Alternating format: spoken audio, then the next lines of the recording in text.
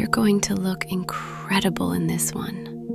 Relax. Let go. Let yourself slip into something exquisite, something effortless, something unforgettable. And when you're ready, baby, dream of a new life.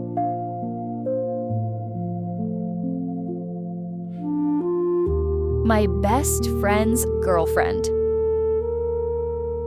by Catherine Serafina.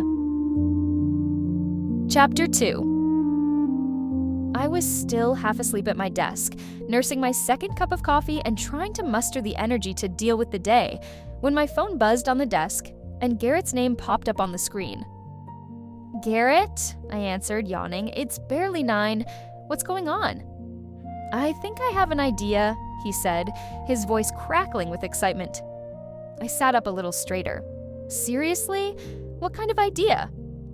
"I'm not telling you over the phone," he said, and I could practically hear the grin in his voice.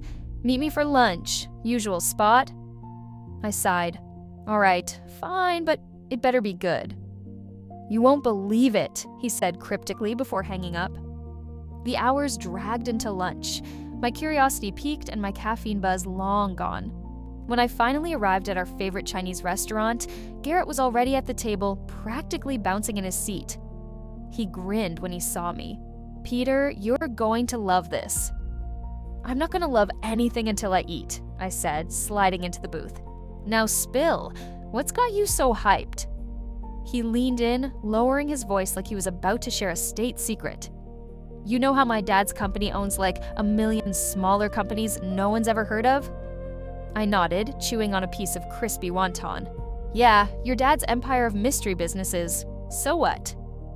"One of them is a biotech firm called Neoforma Labs," he said, pulling out his phone. "They've been working on this insane technology. I went down a rabbit hole last night, and I think they have something that might actually solve my problem."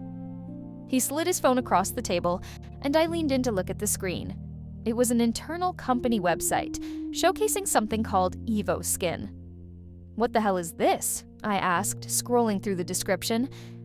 "It's this, transformative suit thing," Garrett said, his excitement bubbling over.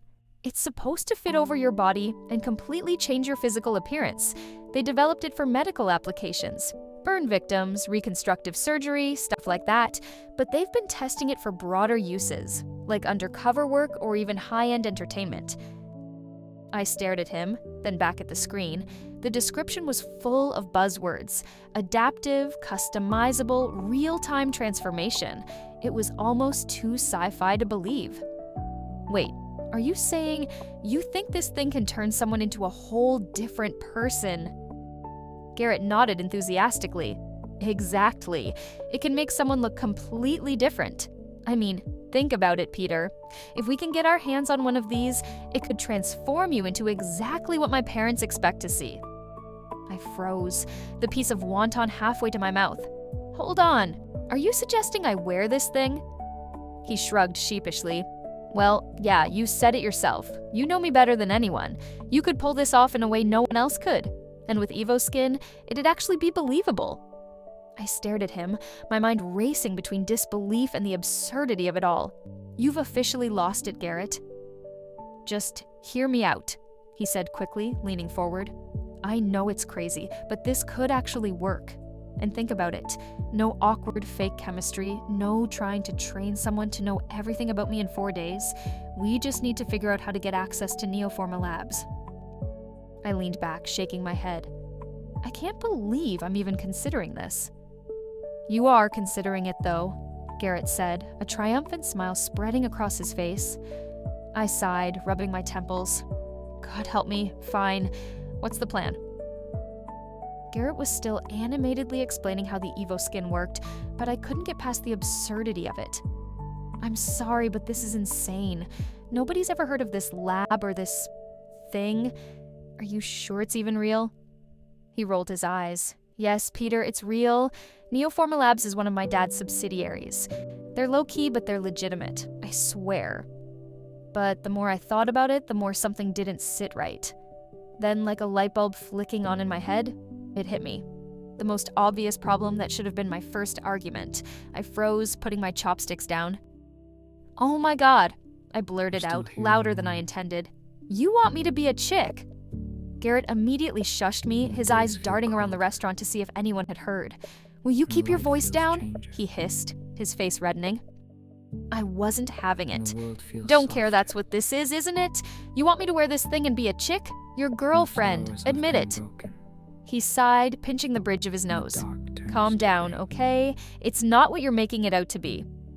"Then what am I making it out to be, Garrett?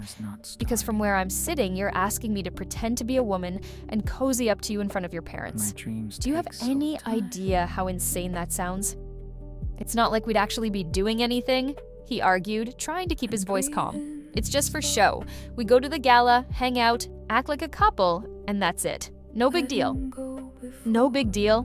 I shot back, leaning forward. "Garrett, I'd have to act like I'm attracted to you, like I'm in love with you or something. Romantic. As a woman, with a man. You really don't think that's a big deal?" He opened his mouth to respond, but I wasn't done. "And another thing," I said, lowering my voice slightly, "is this permanent? Because I swear, if you're asking me to become a woman, and there's no going back." "It's not permanent," he interrupted quickly, holding up his hands in surrender. "I promise. The evil skin can be removed after 24 hours with this random sequence of movements or something. It's all in the manual. You'd only have to wear it for the gala." I gave him a skeptical look. "Movements? A sequence? What does that even mean?" "It doesn't matter," he insisted. "What matters is that it's temporary. You'd be back to yourself by Saturday morning. No harm done." I shook my head, picking up my chopsticks again. "Garrett, this is a lot, okay? You can't just spring this on me and expect me to say yes. I'll think about it, but honestly, don't get your hopes up." He looked disappointed, but he didn't push. "Just think about it," he said. Lunch ended with him still trying to win me over, and me still convinced he'd lost his mind. I went back to work, but I couldn't focus. My thoughts kept drifting back to Garrett's insane idea. I couldn't believe he thought I could do something like that. Me pretending to be his girlfriend as a woman. And Raina, she'd probably laugh so hard she'd cry if she knew. Just imagining her reaction brought a faint smile to my face, but it didn't make the situation any less absurd. I sighed and stared at my computer screen, completely unable to concentrate. This wasn't just some random favor Garrett was asking for. This was next level crazy, and I had no idea what I was going to do. That evening, after work, I called Raina. If anyone could help me make sense of the madness swirling in my head, it was her. The moment I told her about Garrett's plan, she burst out laughing. "Oh my God, Peter, are you serious? He wants you to become his girlfriend? This is amazing. I can't believe I'm missing this." I groaned. "Yeah, hilarious, Raina. Glad you're getting a kick out of my crisis." "Oh, come on," she said, still chuckling. "You have to admit it's kind of funny. I mean, can you even walk in heels? Do you know what eyeliner is?" "I didn't call you for mockery," I said weakly. All right, I'll be serious," she said, though I could still hear the grin in her voice. "Look, Peter, Garrett's always been there for you, right? He's your best friend. If this is what he needs to keep his parents off his back, maybe you should do it. It's just one night, and it's not like you're getting married or going down on him." I sighed. "I guess. And you." "But," she added, unable to resist, "I fully expect you to embrace this. I mean, you're going to be a hot chick, Peter. You might as well own it. Who knows? You might actually enjoy having your own pair of breasts for a while." "Raina," I groaned, shaking my head, even though she couldn't see me. "And don't you dare sleep with too many guys at the gala," she teased. "You're still my man, even if you're a woman for the night." I laughed weakly, but her teasing was all in good fun. After a while, her tone softened, and she said, "Seriously, Peter, you'll be great. Just don't let Garrett drive you crazy. And hey, maybe this will make for a good story someday." "Thanks for the advice, Raina," I said. "I love you. You know that?" "I love you too," she said, "and I miss you. I'll be home soon, okay?" After we hung up, I felt a little more at ease. Leave it to Raina to turn a ridiculous situation into something manageable. About an hour later, my phone buzzed again. It was Garrett. "Garrett," I said, picking up. I was just... Before I could finish, he launched into a rapid-fire rant. "Peter, listen, I know this is asking a lot, and I know it's insane, but this is so important to me. My parents will never let this go if I don't pull it off. I'll do anything to make this easier for you. I'll help you get comfortable with everything. We'll figure it out together." "Garrett, seriously?" "No, let me finish," he interrupted, his voice urgent. "Look, I know there's no amount of money that's going to make this any less weird for you, but what if I could offer you something better than money?" I frowned, already wary. "What do you mean, better than money?" Garrett took a deep breath, as if preparing for the punchline of some grand reveal. Christoph got a +1 invite to Adrian Calloway's private yacht party off the Amalfi Coast. I blinked. "Wait, what?" "Yeah," Garrett continued, excitement building in his voice. "The Adrian Calloway, Oscar winner, luxury brand ambassador, possibly the coolest man alive. The guy who's constantly surrounded by actual supermodels. This is one of those ultra-exclusive, invite-only events that people would sell their souls to get into." I was silent for a long moment. "And you're saying that if I do this for you, I get to be Christoph's +1? Garrett grinned through the phone. "Bingo. 1 week in Italy, all expenses paid. I'll cover your flight, your hotel, everything. You just have to survive the gala, and this is yours." I exhaled slowly, my mind racing. Adrian Calloway's yacht party. This wasn't just some fancy event. It was the kind of legendary party that only existed in tabloids and Instagram stories filled with million-dollar views and A-list celebrities. It was the kind of thing I'd never in a million years get to experience otherwise. "You serious?" I finally asked. "Dead serious," Garrett replied. "You do this for me, and you'll be sipping champagne in the Mediterranean with some of the most beautiful women in the world." There was another long pause before Garrett spoke again, his voice softer now. "Peter, are you still there?" I swallowed, shaking my head in disbelief. "Garrett, you realize I was already going to say yes, right?" A beat of silence. Then, "Wait, seriously?" "Yeah," I said, smirking. "You can thank Reina. She convinced me.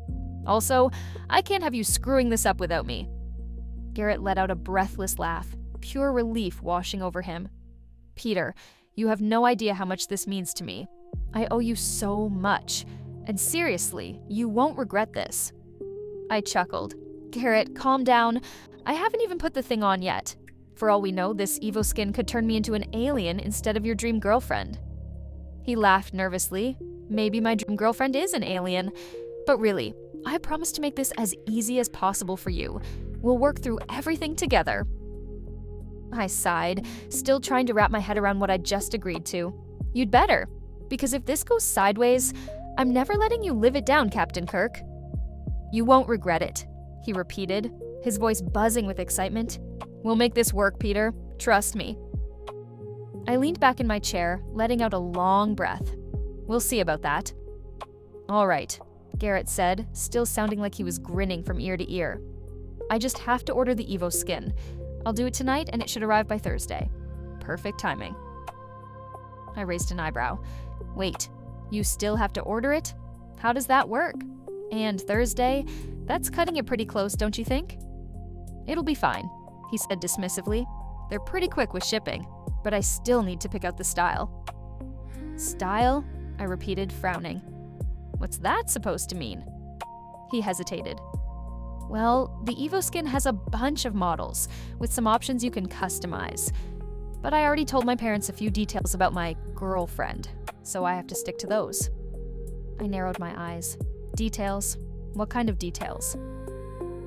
"You know, just the basics," he said, waving it off like it wasn't a big deal. "She's beautiful, obviously, with fair skin, red hair, and she's, pretty short." I stared at him. "Garrett, why?" He shrugged, looking a little sheepish. I panicked, okay? It's not like I thought I'd be customizing a human being when I said it. I shook my head, laughing incredulously. You realize this makes no sense, right? The idea of making me shorter alone is ridiculous.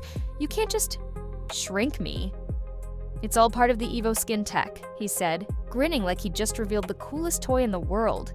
It's designed to adjust physical proportions. Trust me, it'll work. I wasn't convinced, but arguing felt pointless. Fine, so now what? Well, with those details, there probably won't be that many options, he said. But I'll check tonight and make the best choice. Don't worry, I'll pick something that works. You're a saint, I said dryly. He laughed. Good night, Peter. You're seriously the best. Yeah, I know. Good night, Garrett. I said yes. And somehow that was the easy part. Still lost in the dream, aren't you? Don't worry. I've got plenty more where that came from. Sweet, sexy, transformative little dreams. All just a click away.